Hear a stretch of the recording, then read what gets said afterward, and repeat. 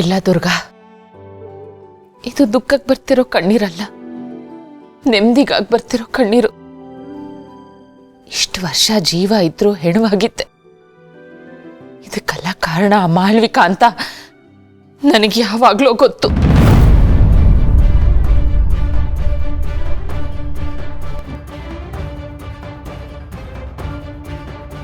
ಅಂದ್ರೆ ಮಾಳ್ವಿಕಾ ಬಗ್ಗೆ ಎಲ್ಲ ಸತ್ಯಗಳು ನಿಮಗೆ ಮುಂಚೆನೆ ಗೊತ್ತಿತ್ತಾ?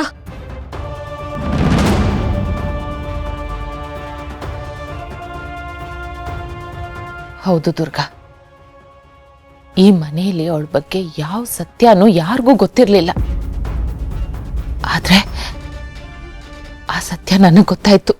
ಅವಳ ಬಗ್ಗೆ ಎಲ್ಲ ವಿಷಯನೂ ಎಲ್ರಿಗೂ ಗೊತ್ತಾಗೋ ಥರ ಮಾಡಬೇಕು, ಅವಳ ಮುಖವಾಡನ ಕಳಿಸ್ಬೇಕು ಅಂತ ಎಷ್ಟೋ ಪ್ರಯತ್ನ ಪಟ್ಟೆ. ಆದ್ರೆ ಆ ರಾಕ್ಷಸಿ ನನ್ನ ಹೆದರಿಸಿ ಬೆದರಿಸಿ ನನ್ನ ಬಾಯಿ ಮುಚ್ಚಿಸ್ಬಿಟ್ಲು. ಅತ್ತೆ, ನಾನು ಸಂಪೂರ್ಣವಾಗಿ ಬಂದಿಯಾಗಿದ್ದೆ ದುರ್ಗಾ. ಏನು ಮಾಡಕ್ಕಾಗದೆ ಇರೋ ಅಸಹಾಯಕಳಾಗಿದ್ದೆ. ನನ್ನ ಕಣ್ಮುಂದೆ ನನ್ನ ಮಗ ಶರತ್ನ, ನನ್ನ ಕುಟುಂಬನ ಅವಳು ಆಟ ಆಡಿಸ್ತಾ ಇದ್ರು. ನಾನು ಏನು ಮಾಡಕ್ಕಾಗದೆ ಒದ್ದಾಡ್ತಾ ಇದ್ದೆ. ಆದ್ರೆ ಇವತ್ತು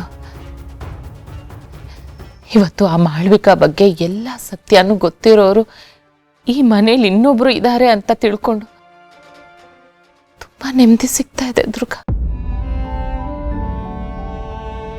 ಅತ್ತೆ, ನೀವು ಹೆದರೋ ಅವಶ್ಯಕತೆ ಇಲ್ಲ ಅತ್ತೆ. ನೀವು ಒಂಟಿ ಅಲ್ಲ, ನಿಮ್ ಜೊತೆ ನಾನು ಇರ್ತೀನಿ. ಆ ಮಾಳ್ವಿಕಾ ನಿಜವಾದ ರಾಕ್ಷಸಿ ರೂಪ ಏನು ಅನ್ನೋದು ನನಗೆ ಪೂರ್ತಿಯಾಗಿ ಗೊತ್ತಿದೆ. ಅವಳಿಂದ ನಿಮಗಾಗಿರೋ ಪ್ರತಿಯೊಂದು ದ್ರೋಹ ಯಾತನೆಗೂ ಅವಳು ಶಿಕ್ಷೆನ ಅನುಭವಿಸ್ಬೇಕು. ಆ ರೀತಿ ನಾನು ಮಾಡ್ತೀನಿ.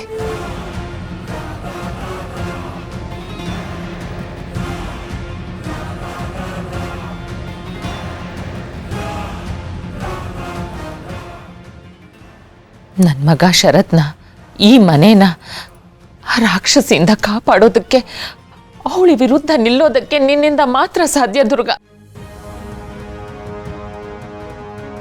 ಈಗಾಗಲೇ ಅವಳ ಕುತಂತ್ರದಿಂದ ನನ್ನ ಒಬ್ಳು ಮಗಳನ್ನ ಕಳ್ಕೊಂಡಿದ್ದೀನಿ. ನೀನು ಈ ಮನೆಗೆ ದೊಡ್ಡ ಶಕ್ತಿ ದುರ್ಗಾ. ಯಾವುದೇ ಕಾರಣಕ್ಕೂ ನೀನು ಸೋಲ್ಬಾರ್ದು. ಅವಳ ದುಷ್ಟ ಶಕ್ತಿಗಳ ವಿರುದ್ಧ ನಿಲ್ಲೋದಕ್ಕೆ ಅರುಂಧತಿ ಮಗಳಿಂದ ಮಾತ್ರ ಸಾಧ್ಯ.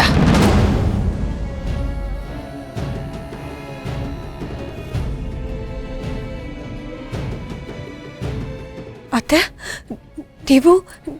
ನೀವಿವಾಗ ಏನಂದ್ರೆ ಅರುಂಧತಿನ? ಅದು ನಮ್ಮಮ್ಮನ ಹೆಸರು. ನಿಮಗ್ ನಮ್ಮಮ್ಮ ಗೊತ್ತಿದಾರಾ? ನಿಮಗವ್ರ ಪರಿಚಯ ಇದೆಯಾ? ಹೇಳಿ ಅತ್ತೆ.